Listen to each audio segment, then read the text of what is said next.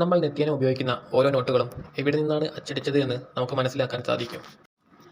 Indian രൂപയുടെ ഓരോ നോട്ടും നമ്മുടെ സാമ്പത്തിക വ്യവസ്ഥയുടെ സുരക്ഷ ഉറപ്പാക്കിക്കൊണ്ട് രാജ്യത്തിന്റെ വിവിധ ഭാഗങ്ങളിൽ അതീവ സുരക്ഷാ പ്രസ്സുകളിലാണ് അച്ചടിക്കുന്നത്.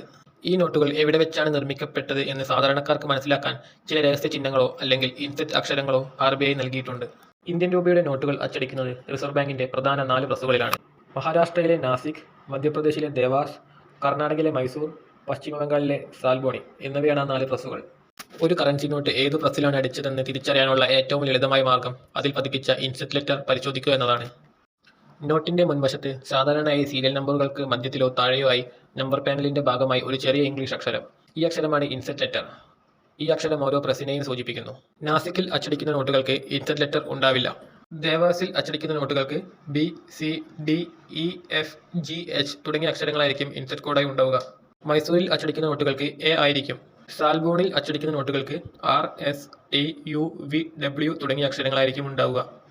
ഉദാഹരണത്തിന് നിങ്ങളുടെ കയ്യിലുള്ള ഒരു 100 രൂപ നോട്ടിന്റെ സീരിയൽ നമ്പറിന്റെ മധ്യഭാഗത്തായി A എന്ന അക്ഷരം കാണുകയാണെങ്കിൽ ആ നോട്ട് അച്ചടിച്ചത് മൈസൂർ പ്രസ്സിൽ നിന്നാണ് എന്ന് മനസ്സിലാക്കാം.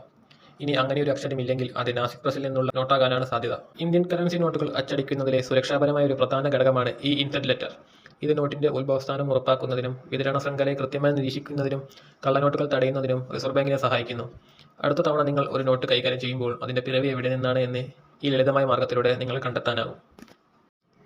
ഇത്തരം വീഡിയോകൾ ലഭിക്കുന്നതിനായി ചാനൽ സബ്സ്ക്രൈബ് ചെയ്യുക.